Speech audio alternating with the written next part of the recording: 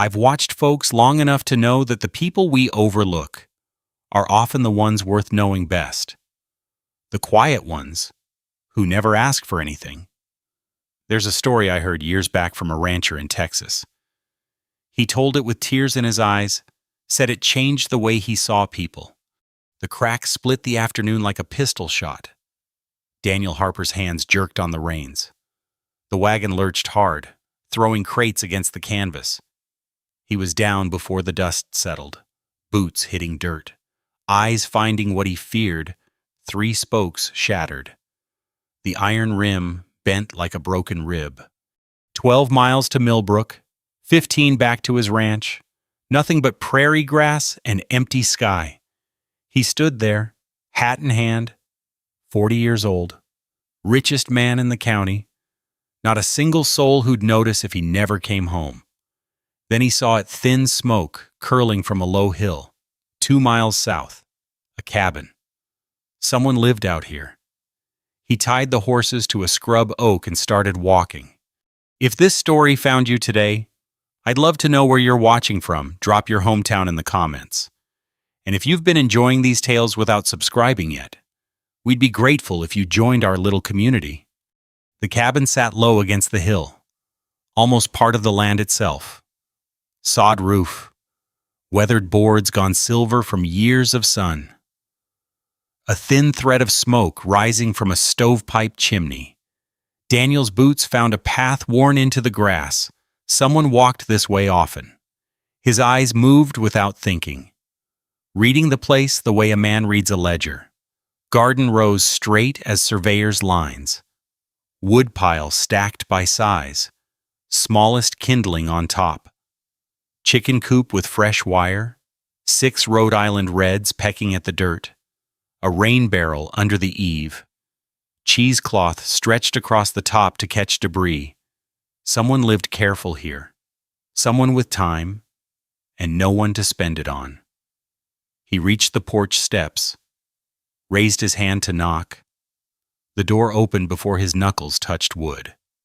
She stood in the doorway, filling it.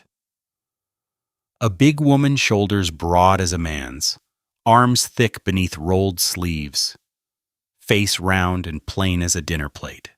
Calico dress faded to the color of old bone, flour dusting her knuckles in the front of her apron. She didn't smile, didn't frown, just looked at him with eyes the gray of river stones. "Afternoon, ma'am." His voice came out rougher than he intended. "My wagon broke down about 2 miles north. Wondered if the Millbrook Road." She wiped her hands on her apron, slow and deliberate. I heard the crack. Sounded like a spoke gave out. 3 of them. She nodded, the way a doctor nods at a diagnosis. "Bent the rim too. I'd wager." "You'd win that wager." Silence. A meadowlark called from somewhere in the grass. The woman's eyes moved over him, his fine coat, his polished boots, the dust now covering both. She didn't seem impressed, didn't seem curious either.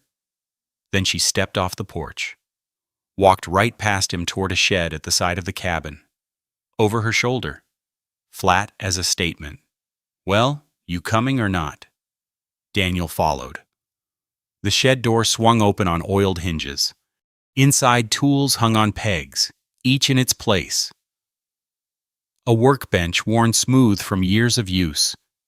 She pulled down a mallet, a spoke shave, coils of iron banding, handed them to him one by one. "I can pay," he said. "Whatever you ask." Her hand stopped mid-reach. She turned, looked at him full in the face. "Didn't ask for money. Did I?" They walked back to the wagon in silence. 2 miles of prairie grass brushing against their legs, the tools clinking in the canvas sack she carried over her shoulder. Daniel kept pace beside her, but she moved like someone who knew exactly where she was going and didn't need company to get there. The wagon sat where he'd left it, horses dozing in the afternoon heat. The woman he realized he didn't know her name circled the rig once, her hand trailing along the bed. She crouched by the broken wheel, fingers finding each crack the way a doctor finds a pulse. "My pa was a wheelwright," she said. "Before we came west?" "Good one. From the look of those tools." Something flickered across her face. Not quite a smile. He'd have said fair. Never did take a compliment. She stood, brushed dirt from her knees, and pointed at the wagon bed. "Need to jack it up. There's a flat rock over there, fetch it." Daniel fetched it, placed it where she indicated. She positioned a heavy branch as a lever, and together they lifted the wagon's weight off the broken wheel. His arms burned. Sweat ran down his collar, soaking through his shirt. He shrugged off his fine coat and tossed it onto the wagon seat. She didn't seem to notice the heat at all. "Hold this steady." Her voice carried no room for discussion. "Don't let it slip." He held it steady. She worked the damaged wheel free, rolling it aside. Then she knelt in the dirt, spoke shave in hand, and began cutting new spokes from the hickory staves she'd brought. The work created its own rhythm. The scrape of blade against wood, the tap of mallet driving spokes into the hub, the creak of iron banding as she heated it over a small fire and fitted it around the rim. Daniel handed her tools when she pointed, held pieces in place when she nodded, stepped back when she needed room. His hands grew blisters. He didn't complain. "You live out here alone?" The question came out before he could stop it. She hammered a spoke into place. 3 solid strikes, going on 3 years. That's a long time. Depends what you're counting. She didn't ask about him. Didn't ask about the wagon full of goods, or where he was headed, or why a man in clothes like his was hauling freight himself instead of paying someone else to do it. The silence should have been uncomfortable. It wasn't. He found himself talking anyway. "I've got a ranch north of here. 8,000 acres, cattle mostly, some horses." The words came out strange, like he was explaining himself to a stranger on a train. "Make trips to Millbrook twice a month. Supplies, business, that sort of thing." She nodded, kept working. "Gets quiet out there," he said. The trips used to feel shorter. Her hands paused on the iron band. She looked at him, really looked for the first time since they'd started walking. "You got family?" The question hit somewhere below his ribs. "Had a wife?" 8 years gone now. She set down the mallet. "I'm sorry for that." "Me too." The fire crackled. A hawk circled overhead, riding the thermals. She picked up the mallet again, but slower now. The rhythm changed. "My folks passed 3 years back," she said. "Fever took Ma first. Pa followed 2 weeks later. Folks said it was the sickness, but I reckon he just didn't see much point in staying." Daniel didn't offer condolences. Didn't say he understood. Just stood there, holding the wheel steady while she worked, letting the silence carry what words couldn't. The sun had dropped low toward the horizon by the time she stood back. The whole afternoon gone. The wheel sat mounted on the axle, iron rim catching the amber light. She kicked it once, testing. It held. "Should get you to Millbrook and back," she said. "Might want a proper smith to look at it when you can, but it'll hold." Daniel lowered the wagon off the makeshift jack. The wheel took the weight without complaint. Stronger than before, somehow. He reached for his coat, pulled out his wallet. The leather was soft from years of use. He counted out $20 more than most folks saw in a month. "For your trouble." She looked at the money, then at him. Her face didn't change, but something shifted behind those gray eyes. "Mister, I didn't help you for that." "Then why?" She wiped her hands on her apron, leaving dark streaks of grease and soot. "'Cause you needed help. Ain't that reason enough?" The bills fluttered in the wind. Daniel stood there, arm extended, feeling foolish in a way he couldn't name. 20 years of building his empire, and he'd forgotten that some things couldn't be bought. He folded the money back into his wallet. His hands shook, just slightly. She was already walking toward her cabin, tools slung over her shoulder.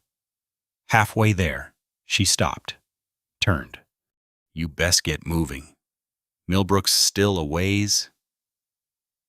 "I didn't catch your name." She studied him for a long moment. The wind moved through the prairie grass, making waves like water. "Clara," she said. "Clara Bennett." Then she turned and kept walking. The cabin door opened, closed. The thin line of smoke continued rising from the chimney, same as before, as if nothing had changed at all. Daniel climbed onto the wagon seat, took up the reins. The horses stirred, ready to move. He looked back once.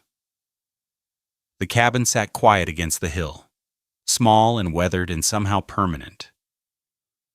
A woman who fixed wagons and refused money and lived alone, because the world had made it clear she wasn't wanted elsewhere. He flicked the reins. The wagon rolled forward, the new wheel turning smooth beneath him. 12 miles to Millbrook. He'd make it before dark.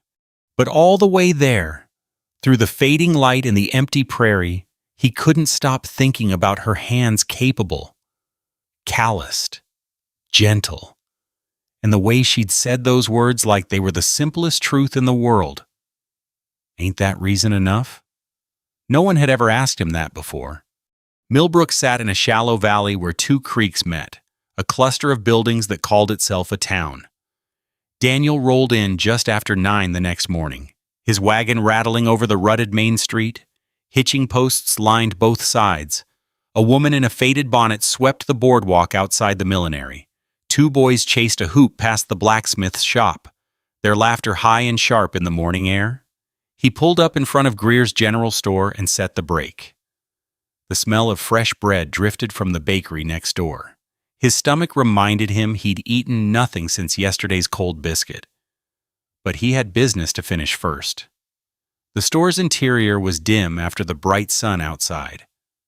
Pickle barrel by the door, coffee grinder on the counter, bolts of fabric stacked on shelves along the back wall. Emmett Greer leaned against the counter, a thin man with a thin mustache and eyes that missed nothing. "Daniel Harper?" Greer straightened his smile showing too many teeth. "Wasn't expecting you till next week." "Schedule changed." Daniel pulled a folded paper from his pocket. "Got your order here. 12 crates of tools, 6 bolts of canvas, and that shipment of coffee beans you've been waiting on." They unloaded together, Greer checking each crate against his list, making small marks with a stubby pencil. The work took the better part of an hour. Daniel's shoulders ached by the time the last box sat in the storeroom. Greer counted out payment in cash.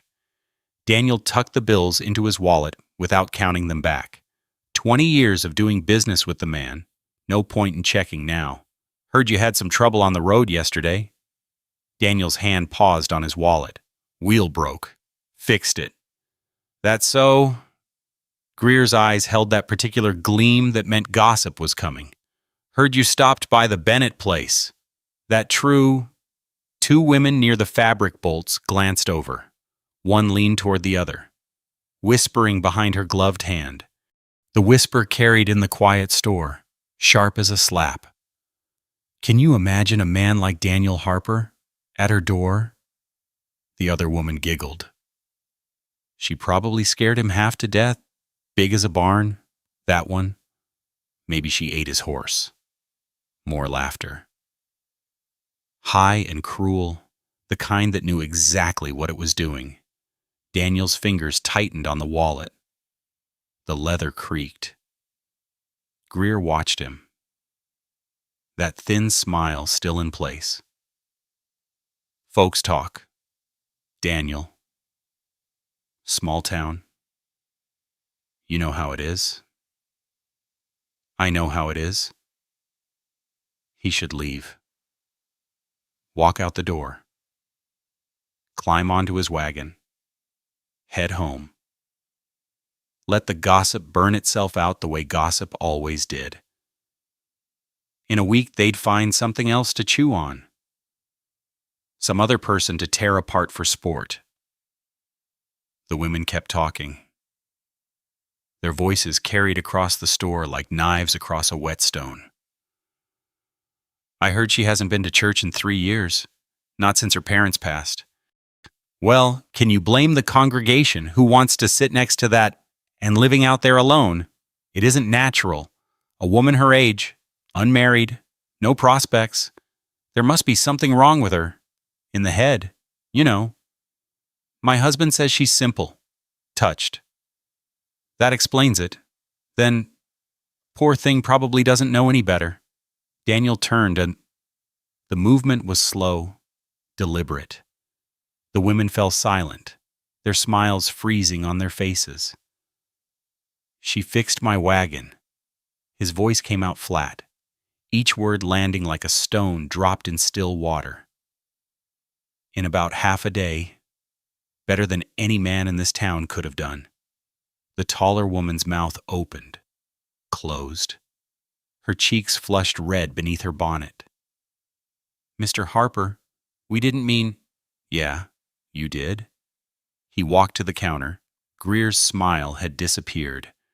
Daniel pointed at the shelves behind him, his finger moving from item to item. 10 pounds of flour, 5 of sugar, 2 pounds of coffee, the good kind. Not that cheap stuff you sell to the miners. That bolt of blue calico. And those seed packets by the window. Tomatoes, beans, squash. Greer stared at him. "That's quite a list. You want the sale or not?" The shopkeeper moved, pulling items from shelves, measuring flour into a sack, wrapping the coffee in brown paper. The women near the fabric bolts had gone quiet. Daniel felt their eyes on his back but didn't turn around. Greer set the last item on the counter, totaled the figures on a scrap of paper. "Comes to $4.30. Where you want it delivered? I'll take it myself." He paid in cash, loaded the supplies into his wagon, while half the town watched through windows and doorways. Let them watch. Let them count the flour sacks and the fabric and draw their own conclusions. The wagon seat creaked as he climbed up. Greer had followed him outside, arms crossed, that thin face pinched with something between concern and calculation. "Folks are going to talk. Daniel, let 'em. I'm just saying, a man in your position." Daniel took up the reins. The leather was warm from the sun, familiar in his hands. "Emmett, I've been in my position for 20 years. Ain't done me much good." He flicked the reins. The horses leaned into their harnesses, and the wagon rolled forward. Not toward home, not toward the ranch with its empty rooms and silent halls. East. Toward the low hill where smoke rose from a stovepipe chimney, where a woman lived alone because the world had made it clear she wasn't wanted anywhere else. The road stretched out before him, dust rising with each turn of the wheels. He passed the last buildings of Millbrook, the livery stable, the undertaker's shop, A small church with a crooked steeple. A man loading hay onto a cart stopped to stare. Daniel didn't acknowledge him. The prairie opened up beyond the town limits. Grass rippled in the wind like water. A red-tailed hawk circled overhead, riding the thermals, patient and watchful. $4.30. That's what he'd spent. Less than he'd tried to give her yesterday. Less than he spent on whiskey in a month. But the flour would last her weeks. The coffee would be good in the mornings.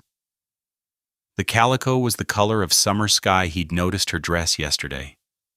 Faded to nothing. Mended at the hem. He hadn't thought about it. Hadn't planned it. The words had come out of his mouth before his mind caught up. And now here he was, driving 12 miles out of his way with a wagon full of supplies for a woman he'd met exactly once. The road curved around a low ridge. In the distance, he could see the shape of her cabin against the hill. The smoke still rising. The garden rose straight as ruler lines. She would probably refuse again. Tell him she didn't want charity. Tell him to take his flour and his fabric and his good intentions back to wherever they came from. But he kept driving anyway. Because somewhere between yesterday afternoon and this morning, something had shifted. He'd spent 20 years surrounded by people who wanted his money, his influence, his name on their projects and their causes. He'd grown so used to it that he'd forgotten what it felt like when someone looked at him and saw just a man with a broken wagon, not a bank account, not an opportunity. Just a man who needed help. The cabin grew larger as he approached. The chickens scratched in their coop. The rain barrel gleamed in the morning light. And on the porch, already standing, already watching him come, Clara Bennett. Her arms were crossed, her face unreadable. Daniel pulled the wagon to a stop, set the brake, looked up at her. You lost again. Her voice carried across the distance between them, flat and careful. He climbed down from the seat, stood there in the dirt, the wagon full of supplies behind him, the whole weight of Millbrook's judgment somewhere over his shoulder. No, ma'am, he said. Found exactly what I was looking for. Her eyes moved to the wagon bed, the flour sacks, the blue calico wrapped in paper, the seed packets visible at the edge. Her arms uncrossed, her jaw tightened, and Daniel realized, too late, that he might have made a terrible mistake. Clara's boots hit the porch steps. 1, 2, 3. She stopped at the bottom, close enough now that Daniel could see the flour still dusting her knuckles from whatever she'd been baking. Her eyes moved over the wagon bed, the sacks of flour, the wrapped parcels, the blue calico visible at the edge. What is this supplies? I can see that. Her voice had gone flat, careful. What are they doing in your wagon? Daniel reached into the bed, lifted a sack of flour, set it on the ground between them. The burlap was rough against his palms. Payment. Payment. For fixing my wheel yesterday. Her jaw tightened. I told you I didn't want your money. This ain't money. He lifted another sack, set it beside the first. It's flour. She stared at him. The wind moved through the prairie grass behind her, making waves that rolled toward the horizon. A chicken clucked from the coop. Somewhere in the distance, a meadowlark called. You drove 12 miles to bring me flour. And sugar, and coffee, the good kind. He pulled out the wrapped parcel, the blue calico visible through the brown paper. And this? Her eyes fixed on the fabric. Something shifted in her face, not softening exactly, but a crack in the wall. She looked away. toward the garden, toward anywhere but him. People will talk. They already are. Her head turned back, sharp. You know, I know what they say about you. Heard it myself this morning. In Greer's store, Daniel set down the last of the supplies, straightened, met her eyes. Two women near the fabric bolts, laughing about you like you were a joke, like you weren't even a person. Clara's hands had balled into fists at her sides. Her knuckles went white, but her voice stayed even. And you came anyway. Seemed like the right thing to do. The silence stretched between them. 10 feet of dirt and 3 years of isolation and all the words neither of them knew how to say. The sun had moved past noon, throwing their shadows long across the ground. Clara uncrossed her arms. The movement was slow, deliberate, like she was making a decision she wasn't sure about. "Coffee's on the stove," she said. "If you want some." The cabin was smaller than it looked from outside. One room, maybe 15 feet square, a cook stove in the corner, still warm, a table with 2 chairs, one of them pushed against the wall like it hadn't been used in a long time, a narrow bed covered with a faded quilt, shelves lined with jars preserves, pickled vegetables, things that would last through winter, everything clean, everything in its place, everything speaking of a life lived careful and alone. Clara poured coffee from a tin pot into 2 tin cups, not china, nothing delicate. She handed him one and nodded toward the door. "Porch is cooler." 2 rocking chairs sat on the porch, angled toward the west. They didn't match. One was oak, heavy and square, the other lighter, made of pine with worn armrests. Clara took the oak one.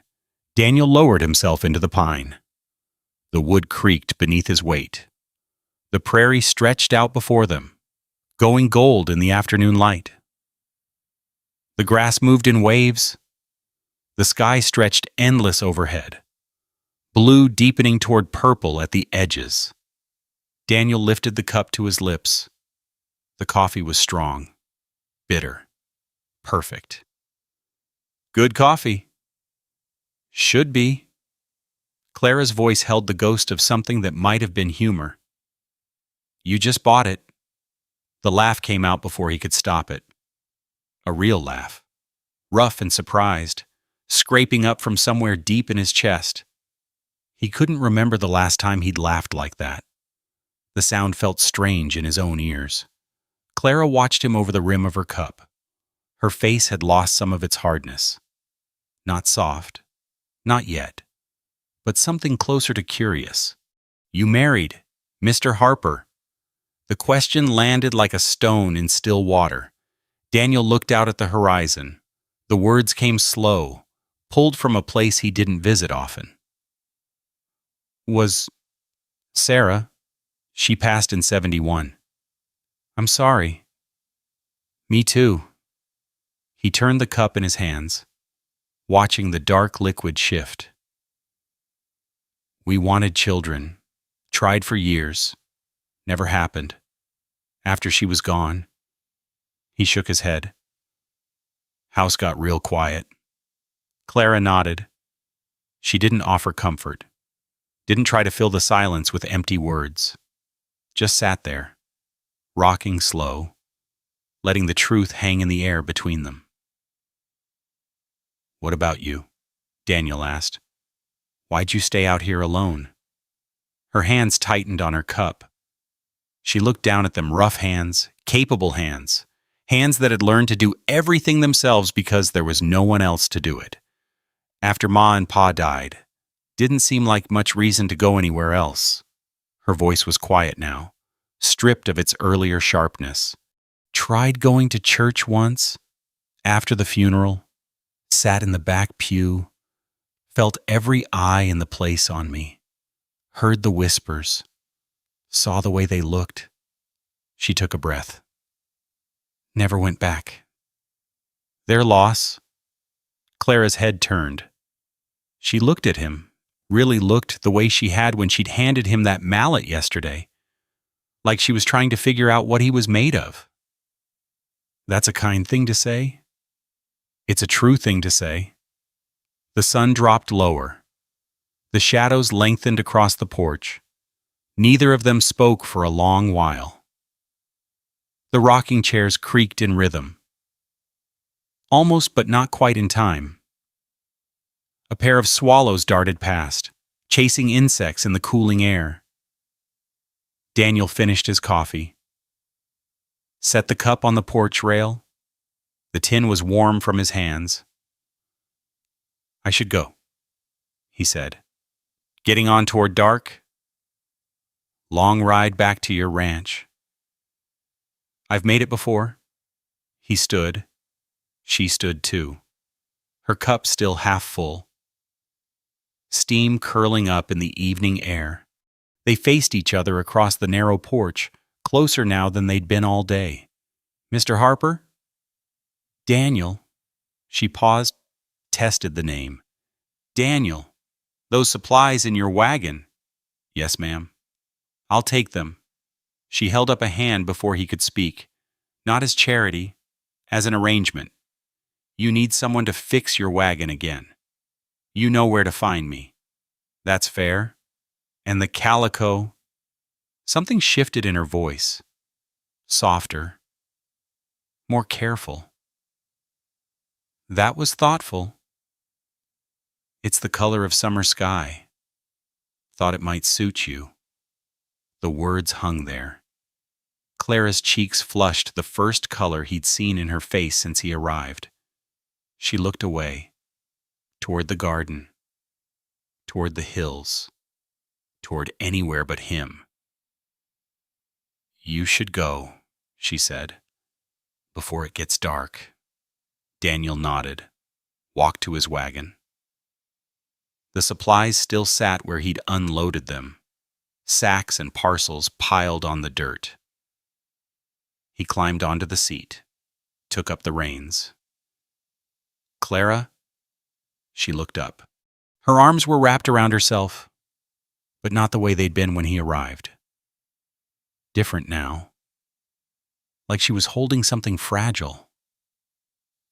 I'll come back, he said. If that's all right. She didn't answer right away.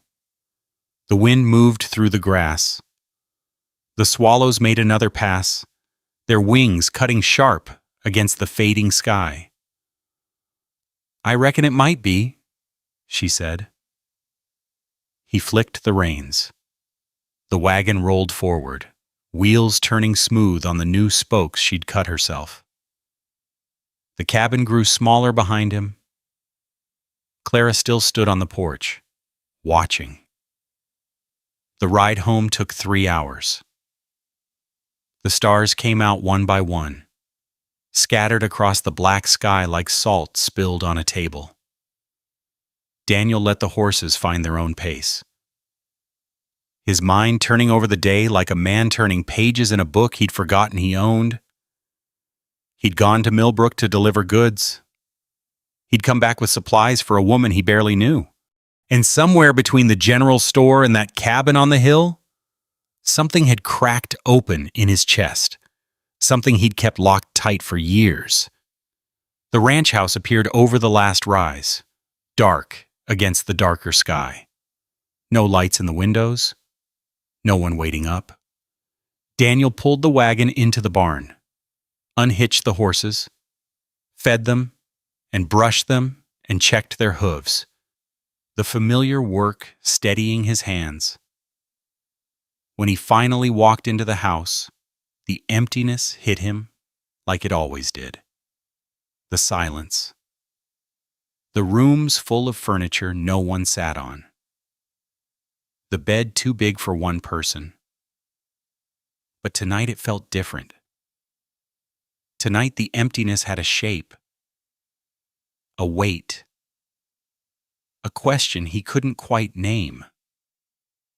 He lay in the dark, staring at the ceiling, and wondered what Clara Bennett was doing right now. If she was sitting on her porch in that mismatched rocking chair, if she was looking up at the same stars, the thought should have unsettled him. Instead, it felt like the first warm day after a long winter. He was going back. Tomorrow. Maybe. Or the day after. He'd find a reason. Fix her fence. Help with the garden. Something. But even as he made the plan, a cold thread wound through his chest. The town was already talking. By tomorrow, the gossip would have spread to every farm and ranch within 20 miles. Daniel Harper, calling on that Bennett woman, the richest man in the county, wasting his time on someone like her. And Clara, who had turned her back on the church, who lived alone because the world had pushed her there. What would happen when the talk reached her? 3 weeks passed in a rhythm Daniel hadn't known in years. He rode out to Clara's cabin with fence posts loaded in his wagon that first Tuesday. The split-rail fence along her property had gaps where the wood had rotted through. They worked side by side, pulling out the old posts, tamping in new ones. His hands blistered. His shoulders burned. Clara didn't slow down. So neither did he. He came back Thursday with nothing but himself. They planted the seeds he'd bought: tomatoes, beans, squash, in neat rows she'd already turned and readied. The soil was dark and rich. Worked with compost from her chicken coop. She showed him how to space the seeds, how deep to push them, how to mound the dirt just so. Her hands moved with the certainty of someone who'd done this 100 times. The following week, he helped her oil the hinges on her shed door, fixed a loose board on her porch, cleaned the soot from her stovepipe. Small jobs. The kind a husband would do, if she had one. Each time he left, he told himself it would be the last. Each time he rode home through the fading light, he was already planning when he'd come back. Millbrook watched. Millbrook talked. Daniel heard it himself, passing the Dusty Rose Saloon on a supply run. The batwing doors swung open as a drunk stumbled out, and the voices carried clear into the street. "You hear about Harper?" A young cowboy's voice, loud and careless. "Going soft in the head, they say. Spending his time with that woman." Another voice, deeper. "The big one lives out by the dry creek. Man's got more money than anyone in the territory, and he's courting the ugliest woman this side of the Rockies." Laughter, sharp and mean. "Don't make a lick of sense." Then a third voice, quieter. The bartender. Maybe he sees something you don't." "What's that supposed to mean?" "Means maybe you boys ought to drink up and mind your own." Daniel kept walking. His boots hit the boardwalk steady and even. He didn't look back. Didn't need to. He knew Ruth Harmon. The woman couldn't keep a secret if her life depended on it. By sundown, every ranch within 20 miles would know. Sunday came bright and clear. Daniel sat in his study, ledgers spread across the desk, numbers that needed adding but wouldn't stay in his head. The window looked out over the east pasture, where his cattle grazed in the morning light. 8,000 acres, 600 head, more money than he could spend in 3 lifetimes. The sound of wheels on gravel pulled him from his thoughts. A buggy was coming up the drive. Black lacquer body, fringed top, matched gray horses. He knew that buggy. The widow Ruth Harmon's pride and joy. Bought with money from her husband's estate after he died 10 years back. She still wore mourning black. still wore the jet brooch he'd given her on their 20th anniversary. Beside her sat Pastor Josiah Crane, his black broadcloth suit buttoned tight despite the heat, his face arranged in the careful expression of a man about to deliver unpleasant news. Daniel met them at the door. "Widow Harmon? Pastor?" He stepped back, gesturing toward the parlor. "Come in." The parlor hadn't changed since Sarah's death. Horsehair settee against the wall. Crystal decanter on the sideboard, untouched. The whiskey inside long since evaporated. Lace doilies on the armrests, yellowing now. The clock on the mantel ticked loud in the silence. Daniel didn't offer whiskey. Didn't offer coffee. Just gestured toward the settee and took the chair opposite. Widow Harmon arranged herself on the cushion, her black skirt spreading around her like a stain. Pastor Crane perched beside her, hat in his hands, turning it round and round by the brim. "Daniel," the widow's voice carried the particular warmth of a woman about to say something unkind. "We've come as friends." "That's so." Pastor Crane cleared his throat. "There's been concern about your recent activities." "My activities?" "Your visits to the Bennett woman." The widow leaned forward, her jet brooch catching the light. "People are talking, Daniel. You must know that. People always talk, Ruth. Doesn't mean a man has to listen." "Brother Harper." The pastor's voice took on its Sunday sermon tone. "We're concerned for your reputation. A man of your standing. Your position in the community. My position." Daniel let the words sit there, flat and heavy. "You've built something here. Something significant. The Harper name means something in this territory." Widow Harmon's hands folded in her lap, prim and proper. "We'd hate to see you throw that away over some unfortunate association." Daniel set down the cup he hadn't realized he was holding. The porcelain clicked against the saucer. He looked at the pastor, this man who'd presided over Sarah's funeral, who'd spoken words of comfort that had felt hollow even then. "Let me ask you something, Pastor. When's the last time anyone from your congregation visited Clara Bennett?" The pastor's face went blank. "Well, she's not exactly..." "She keeps to herself. She keeps to herself because folks like you made sure she knew she wasn't wanted." Daniel's voice stayed level, but something cold had crept into it. Her parents died 3 years ago. Fever took them both. How many casseroles did your church ladies bring to her door? How many times did anyone stop by to see if she was managing? Silence. The clock ticked. Pastor Crane's hands had stopped turning his hat. "I thought not." Widow Harmon stood. Her cheeks had gone red beneath the carefully applied powder. "Daniel Harper, I have known you for 30 years. "Yes, ma'am. You have..." Daniel stood too, facing her across the faded rug. "And in those 30 years, how many times have you asked me if I was lonely? How many times has anyone in this town asked me anything that wasn't about cattle or money or what I could do for them?" The widow's mouth opened, closed. Her throat worked, but no words came. "Clara Bennett fixed my wagon.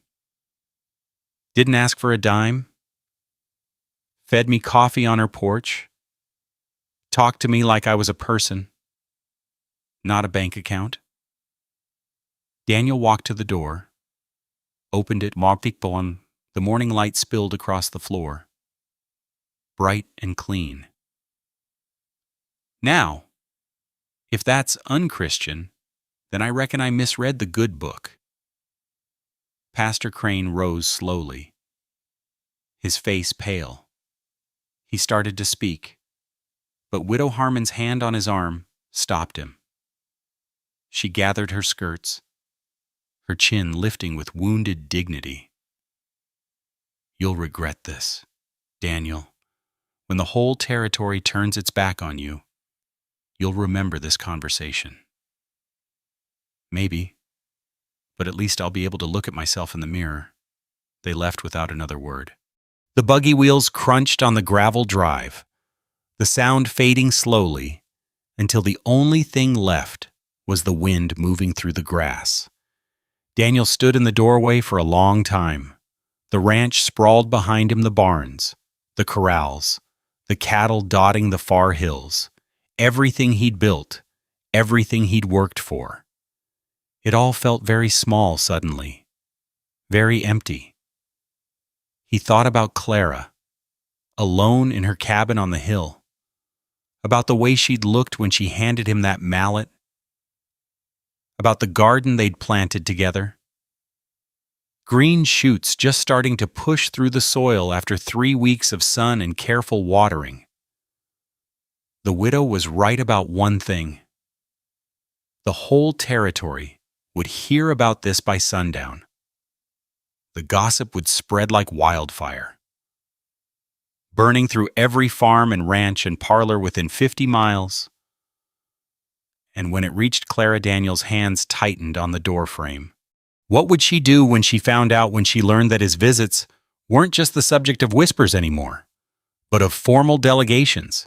When she realized that every time he rode up to her cabin, he was dragging his reputation through the mud and hers with it. She'd push him away. He knew it as surely as he knew the sun would set. She'd tell him to stop coming. She'd close that door and turn her back and go back to being alone, because that was safer than being the woman who ruined Daniel Harper. Unless he got there first. Unless he told her himself, before some peddler or passing cowboy did it for him. Daniel grabbed his hat from the hook by the door, started toward the barn. He had 3 hours before the gossip reached her. He wasn't sure if that was enough. He was too late. Daniel saw it the moment he crested the hill, the peddler's cart already rolling away from Clara's cabin, the mule's ears flicking in the afternoon heat. The cart's pots and pans jangled with each step, a cheerful sound that felt obscene against the stillness that followed. Clara stood on her porch, arms wrapped around herself. Face turned away, Daniel pushed his horse harder. The animal's hooves drummed against the packed earth. Dust rose behind them in a cloud that hung in the still air. He pulled up at the fence, dismounted, tied the reins without looking, his eyes fixed on the woman who wouldn't look back. Clara. She didn't turn. Her shoulders had drawn in, making her smaller somehow, though she was still the same woman who'd wielded that mallet like she'd been born with it in her hand. You should go. What happened? What did he say? Nothing I didn't already know. Her voice was flat, dead. Go home, Daniel. He walked toward the porch. His boots scuffed against the dirt. The chickens in their coop had gone quiet, as if they sensed something wrong. Not until you tell me what's going on. Clara turned then. Her eyes were red-rimmed, but dry. No tears. Something worse than tears, a kind of emptiness that made his chest tighten. What's going on? She laughed, but there was no humor in it. The sound scraped like a blade on stone. You're making yourself a fool. Daniel, that's what's going on. Defending me to pastors, buying me things, coming out here day after day like I'm some charity case you're trying to fix. That's not... The whole county knows. Her voice rose, cracking at the edges.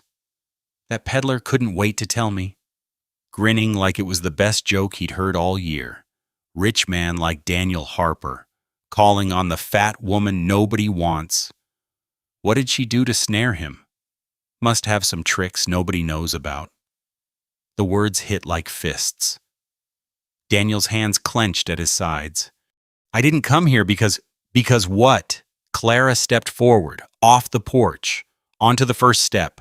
Her old boots she'd been washing floors. Water still darkening the leather slipped on the wet wood.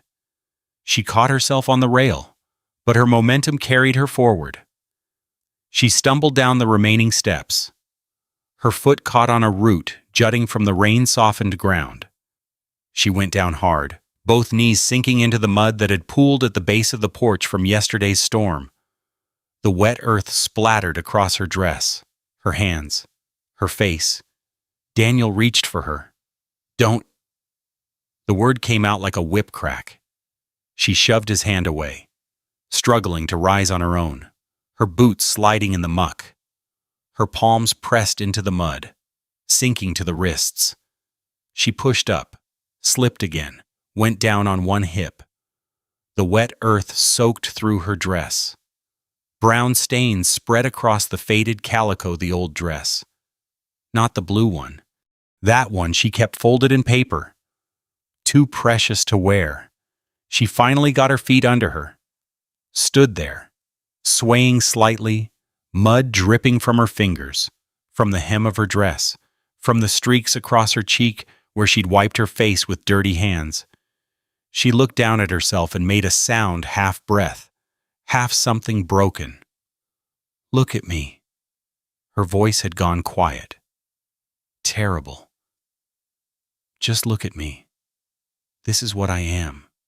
Daniel. This is what you're defending. A woman kneeling in the mud like a sow, covered in filth, and still somehow not as low as what folks think of me. That's not true. It is true. The words came out steady now, which was worse than if she'd shouted. I've heard every name. Daniel, everyone, Fat Clara, the pig woman, the one nobody could want. I've heard them so long, I reckon they just became the truth. Turned my mirror to the wall 3 years ago, the day of my mother's funeral. Couldn't stand to see what they saw. She wrapped her arms around herself again. But this time it wasn't defensive.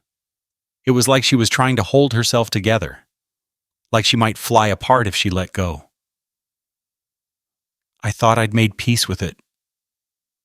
Being alone, being unwanted. I told myself it was better this way. Safer. Nobody could hurt me if I didn't let them close.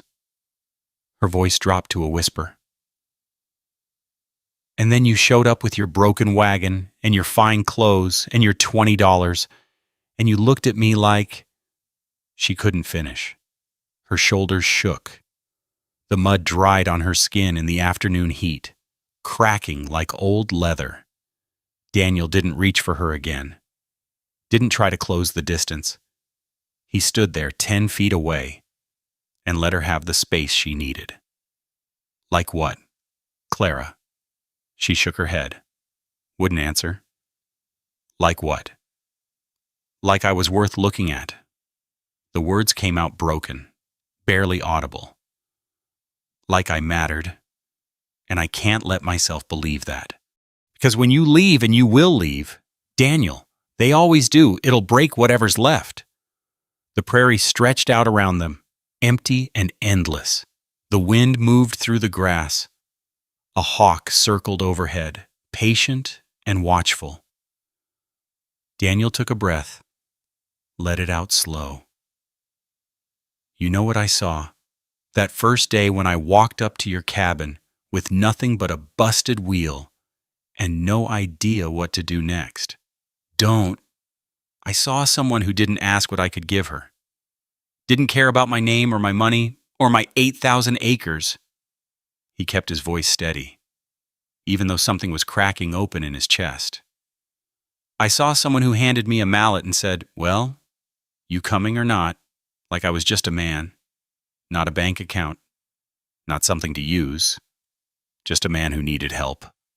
Clara's hands had stopped shaking. She was looking at him now, really looking, with those gray eyes that had seen too much and trusted too little.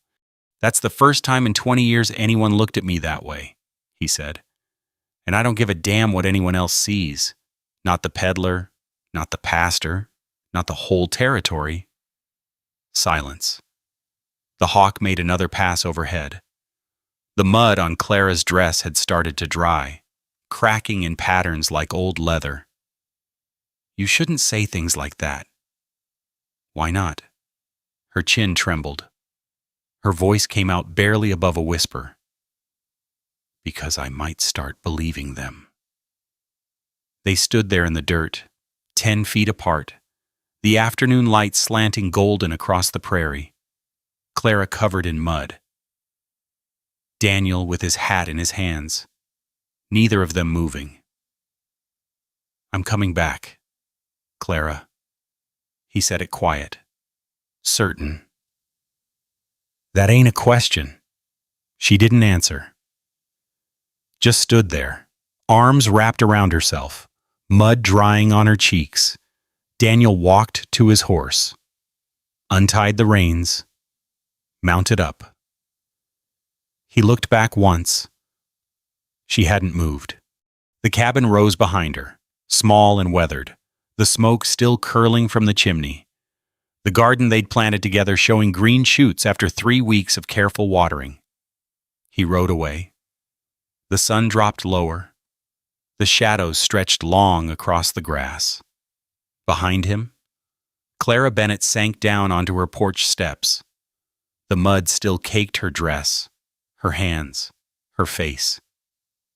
She sat there as the light faded, staring at nothing. Her mother's old boots leaving dark prints on the weathered wood. The stars came out. The air turned cold.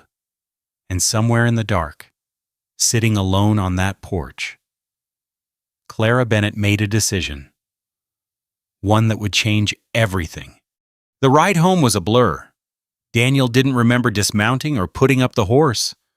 He just found himself standing in the parlor, hat still in hand. The grandfather clock ticking loud in the silence. The ranch house stood dark around him. He walked through rooms he hadn't really seen in years. The parlor, with its horsehair settee that Sarah had picked out in St. Louis 20 years ago. The dining room, table long enough for 12, chairs pushed in neat and unused. The kitchen, where his cook left covered plates that he ate, standing at the counter because sitting alone felt worse. His boots echoed on the wooden floors. Each step sounded hollow. He stopped at the window. The stars were thick tonight, scattered across the black like salt spilled on a table. The same stars Clara was seeing right now, from her porch on that lonely hill. If she was still sitting there, if she hadn't gone inside to wash the mud from her hands and her face and her dress, he thought about the way she'd looked, kneeling in that muck, the way she'd shoved his hand away, the way she'd called herself a sow, like she believed it, like she'd heard it so many times the words had worn grooves in her soul. 20 years of building, 600 head of cattle, 8,000 acres, a name that meant something from here to the territorial capital. And he'd never once looked in the mirror and hated what he saw. That was the difference. That was the thing that separated them. She carried the weight of every cruel word, every turned back, every laugh that had taught her she wasn't worth wanting. And he'd just been alone. Daniel turned from the window. His eyes burned from lack of sleep. His shoulders ached from the ride. But his mind wouldn't stop turning. He walked down the hall to the room he never entered. The door stuck, swollen from disuse. He had to put his shoulder into it. Sarah's sewing room, untouched since '71. Her quilting frame still set up by the window, the fabric yellowed but intact. Her patterns stacked in a trunk against the wall. He'd paid the housekeeper to dust in here once a month, but he'd never crossed the threshold himself. The quilts were folded on shelves along one wall. Wedding ring pattern, Lone Star, log cabin, each one made by his mother's hands, passed down when she died, stored here because Sarah had said they were too precious to use. Too precious to use. And now they sat in an empty room in an empty house, treasured by no one. Daniel pulled them down. One by one, the fabric was cool against his hands, soft from age. He carried them out of the room, down the hall, through the kitchen door into the night air. The barn was dark except for the lantern he'd left burning by the main door. Inside, the horses shifted in their stalls. The smell of hay and leather and warm animal filled his nose. In the back corner, covered with a canvas tarp, sat the wagon he hadn't touched in years. Not the freight hauler, the family wagon. The one his parents had taken west in '48 when his father had packed up everything they owned and headed into the unknown. Smaller than a Conestoga, built for comfort rather than cargo. His mother had given birth to his sister in the back of this wagon, somewhere in Kansas territory. Daniel pulled off the tarp. Dust rose in clouds that made him cough. The wood was dry, but solid.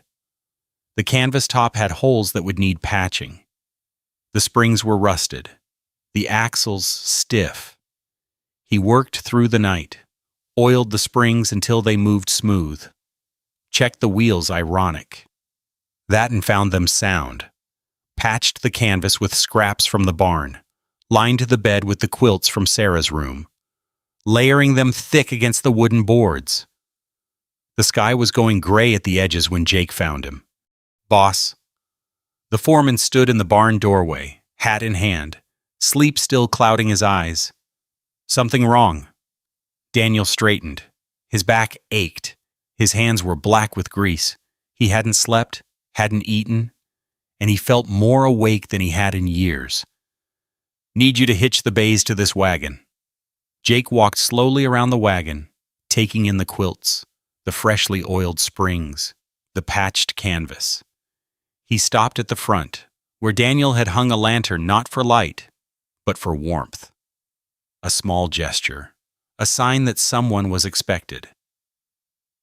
"You fixing to take a trip?" "Something like that." Jake offered to help with the loading. Daniel shook his head. Some things a man had to do himself. "She the one from out east of town." Daniel paused. "You heard about that too." "Heard." Jake nodded slowly. "Also heard she turned down your money. Flat refused it. They say, made you take it back." "She did." "That takes some backbone." Saying no to Daniel Harper. The corner of Jake's mouth twitched. "Most folks around here can't manage it." Daniel waited. The foreman had more to say. He always did. "I knew her, Pa," Jake said finally. "Henry Bennett. Good man. Came west with nothing. Built that cabin with his own hands. Worked that land until the fever took him. Never asked nobody for help. Never turned nobody away who needed it." He met Daniel's eyes. "Apple don't fall far, they say." "No, it doesn't." Jake was quiet for a long moment. Then he walked to the tack room and came back with the harnesses for the bay horses. "I'll get 'em hitched. You might want to clean up some. You look like you've been wrestling hogs." The sun was just clearing the horizon when Daniel drove out of the barnyard. The bays were fresh, their coats brushed until they gleamed. The wagon rolled smooth on its oiled springs. Behind him, the quilts made a nest of color against the wooden bed, deep reds, forest greens, the cream of unbleached cotton. He'd thought about what to bring, what to load into this wagon that was supposed to carry everything that mattered. In the end, he'd brought almost nothing. A few books from his study poetry mostly, the kind Sarah used to read aloud in the evenings, seeds for next year's planting, a bolt of fabric in a deep burgundy color that would look good against Clara's skin, and the quilts, his mother's quilts, passed to Sarah, stored away, never used. It was time they were used. The ride took 3 hours. Daniel let the horses set their own pace, steady and unhurried. The prairie rolled past in waves of gold and green. The morning mist rose from the low places, burning off as the sun climbed higher. His eyes burned. His hands were steady. He crested the last hill just as the light turned golden. The cabin sat below, smoke rising from the chimney. The chickens scratched in their coop. The garden rows showed the green shoots of the seeds they'd planted together: tomatoes, beans, squash, 3 weeks grown now and pushing toward the sun. The door opened. Clara stepped onto the porch. She was wearing a different dress, not the mud-stained calico, but something darker, older. Her hair was pulled back. Her face was pale, drawn, the face of someone who hadn't slept either. She saw him, saw the wagon. Her hand went to the porch rail and gripped it tight. Daniel pulled up at the fence, set the brake, sat there for a moment, the reins loose in his hands. Then he climbed down. They stood facing each other across 20 feet of dirt and morning light. The mist swirled around their ankles. A meadowlark sang from somewhere in the grass. "Daniel." Her voice was rough, scraped raw. "What is this?" "My parents took this wagon west in '48. He rested his hand on the side rail. "My sister was born in the back, somewhere in Kansas territory. My mother made those quilts. You can see they're spent years on each one.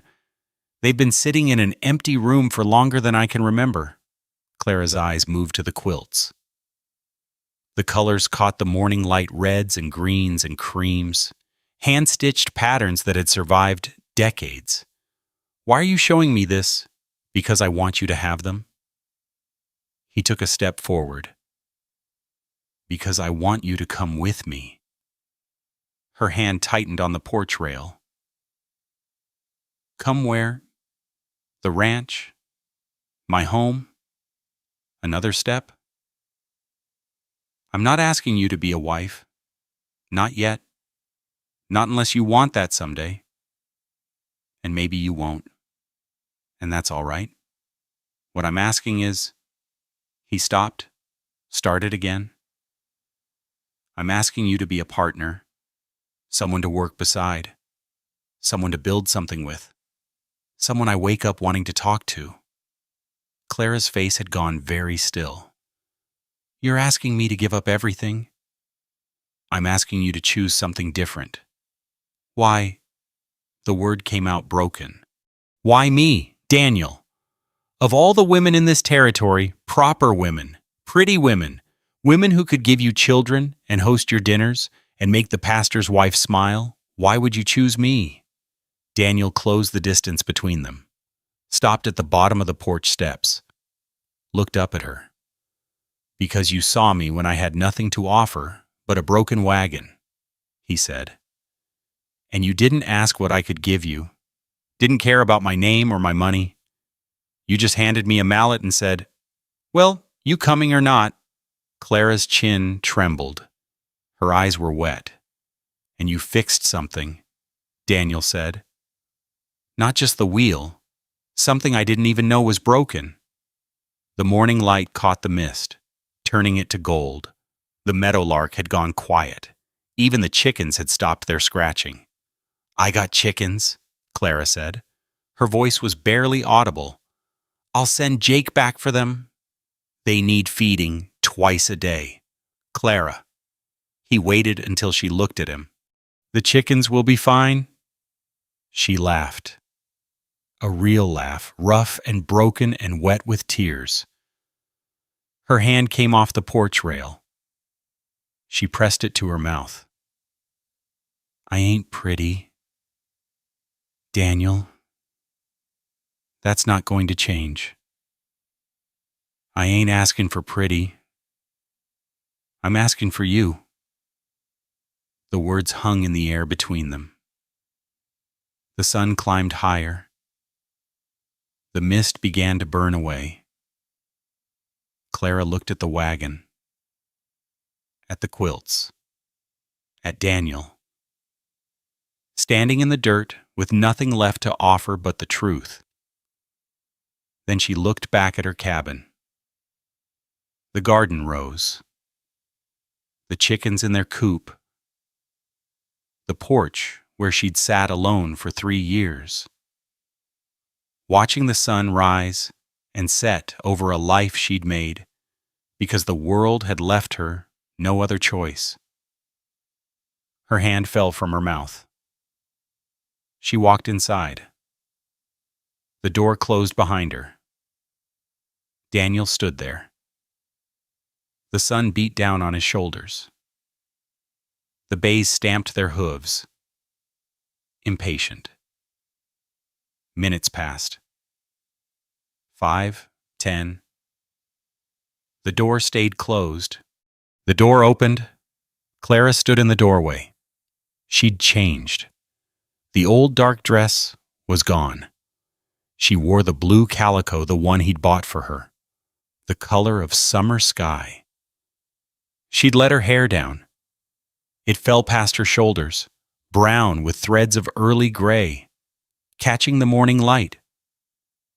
In her arms she carried a single carpet bag and a faded quilt folded over her elbow. Her mother's quilt. Daniel realized and the only thing from that cabin she couldn't leave behind. She walked down the porch steps, crossed the dirt to where he stood, stopped in front of him, close enough that he could see the pulse beating in her throat. "If I do this," she said, "there's no going back."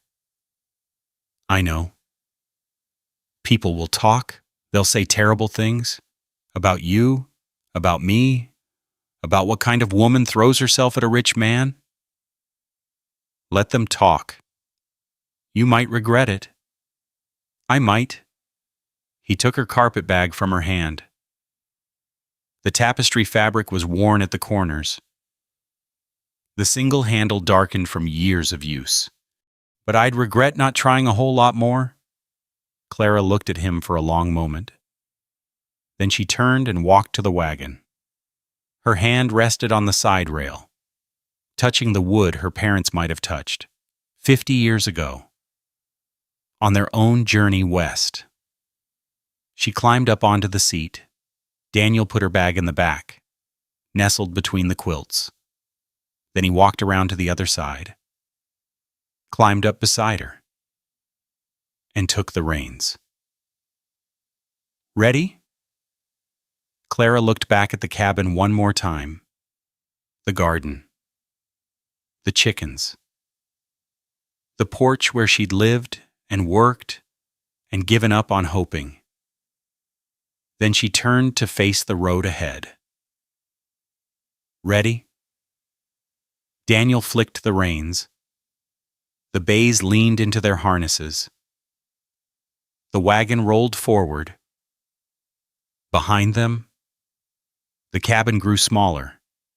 The smoke still rose from the chimney she'd banked the fire before leaving, habit too strong to break. The chickens still scratched in the dirt. The garden rows showed green against the dark soil. But Clara wasn't watching anymore. She was watching the road. They drove west, then curved north, not toward Millbrook, around it. The long way.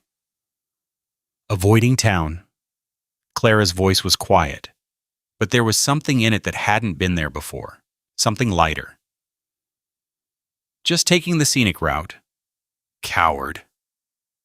Maybe, Daniel glanced at her. Or maybe I just don't want to share you yet. The corner of her mouth twitched. Not quite a smile, but close. They passed familiar landmarks. The creek where he watered his horses on supply runs. The old oak tree split by lightning 3 summers back. The ridge where you could see all the way to the mountains on a clear day.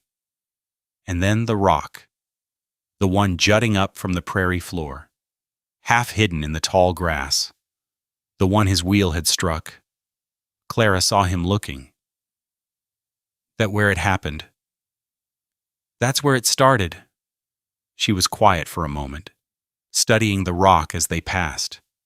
Just a piece of granite. Really. Nothing special about it, but it had changed everything. Changed. Funny how things work out, she said. Funny, Daniel agreed. Though funny wasn't the word he would have chosen. The sun climbed higher. The morning heat settled over them like a blanket. They stopped by a creek around midday, not the same creek, but one that ran clear and cold over smooth stones. Daniel helped Clara down from the wagon seat. Her hand was warm in his, rough with calluses, steady. She'd packed food. Of course she had. Bread she'd baked yesterday, wrapped in cloth, a wedge of cheese, 2 apples from the small tree behind her cabin. They sat in the grass by the water's edge, ate in comfortable silence. The creek burbled over the rocks.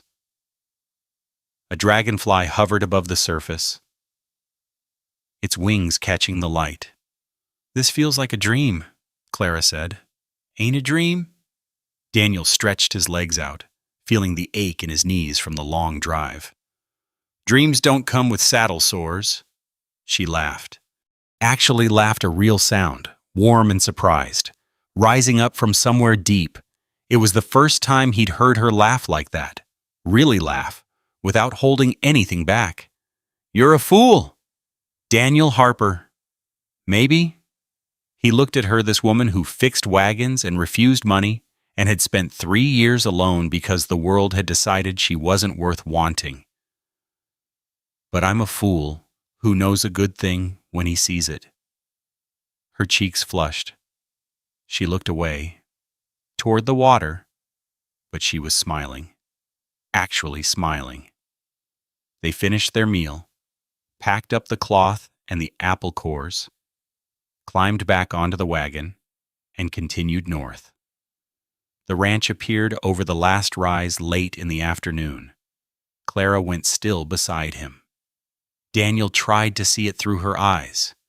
The main house sitting on its low hill, 2 stories of stone and timber with the wide porch wrapping around 3 sides.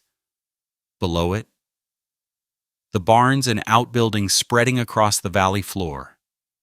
The stables, the bunkhouse, the storage sheds, the corrals where horses moved in lazy circles against the white painted rails, and beyond that, the cattle.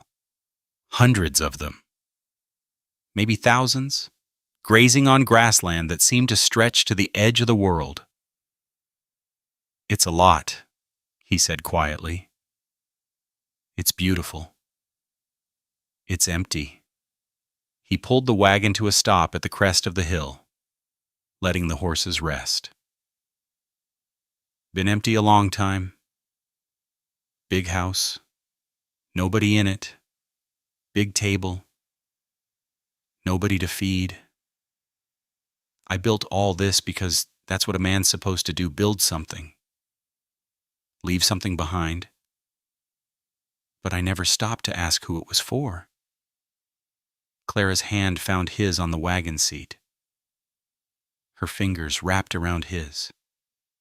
Warm and certain. What do you want it to be for now? I want it to be a home, a real one. The kind where somebody's waiting when you come back from the far pasture. where the kitchen smells like bread in the mornings. He turned to look at her. The kind I stopped letting myself want because wanting hurt too much. She held his gaze, didn't look away. "I can make bread," she said. He laughed. Couldn't help it. The sound came out rough and surprised, shaking something loose in his chest. "I know you can." They drove down the hill together. Jake was waiting on the porch when they pulled up. He'd changed into a clean shirt.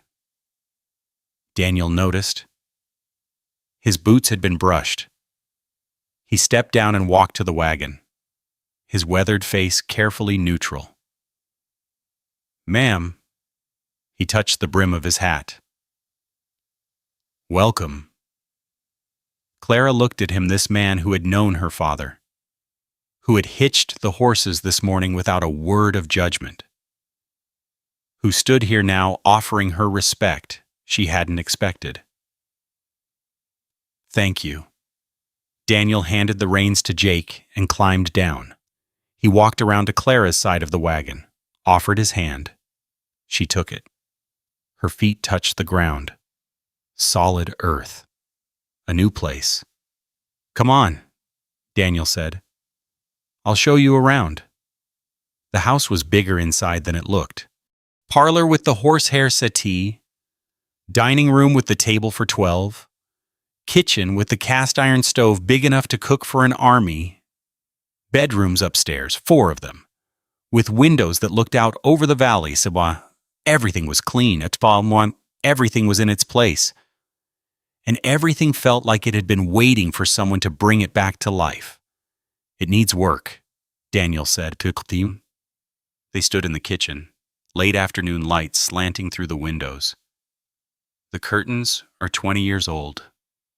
The furniture hasn't been moved since Sarah picked it out. I can fix that."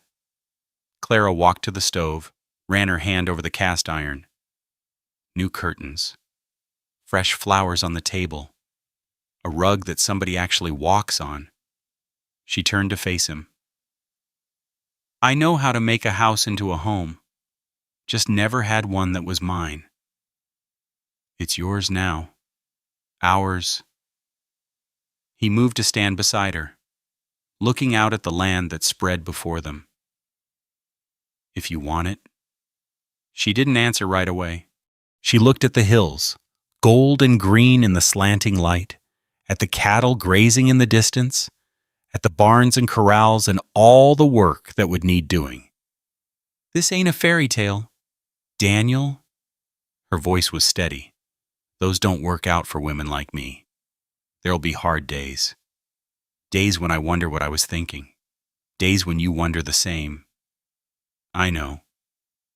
And people will talk. Every time I walk into that general store, every time I pass the church, there'll be talk.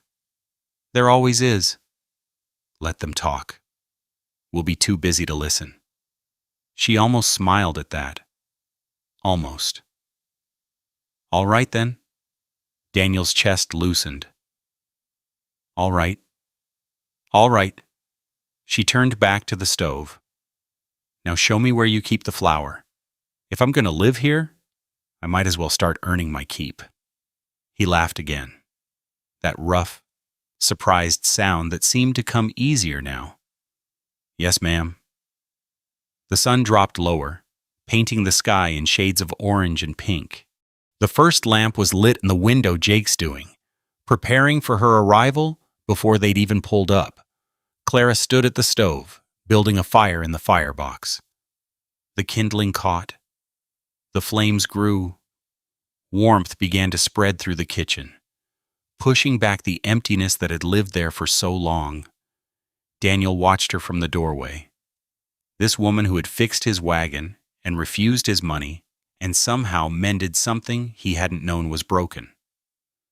Tomorrow there would be bread to bake, curtains to measure, a whole house to make into a home. But tonight there was this, the crackle of fire catching, the warmth spreading through the cold kitchen. the sound of someone else's footsteps on floors that had been silent too long. The front door stood open behind them, letting in the last of the light. Neither of them moved to close it. There is something quiet that stays with us after a story like this one. A tenderness that settles in the chest and doesn't quite leave. It feels familiar, somehow like remembering something we didn't know we'd forgotten. Many of us have known what it is to be overlooked, to carry ourselves through days when no one seems to see us clearly, when the world moves past without stopping. Some of us have stood in that particular silence for years, wondering if we matter to anyone at all. And perhaps some of us have also known the other side of it, the unexpected moment when someone looks at us and sees something worth choosing. That, too, is part of this life. The waiting. And sometimes, when we least expect it, the finding. This story doesn't need to be understood or explained. It can simply rest here, the way some things are meant to rest unfinished in all the right ways, held gently rather than solved. Some feelings don't need answers. They just need space to breathe. Thank you for staying until the end. Thank you for listening.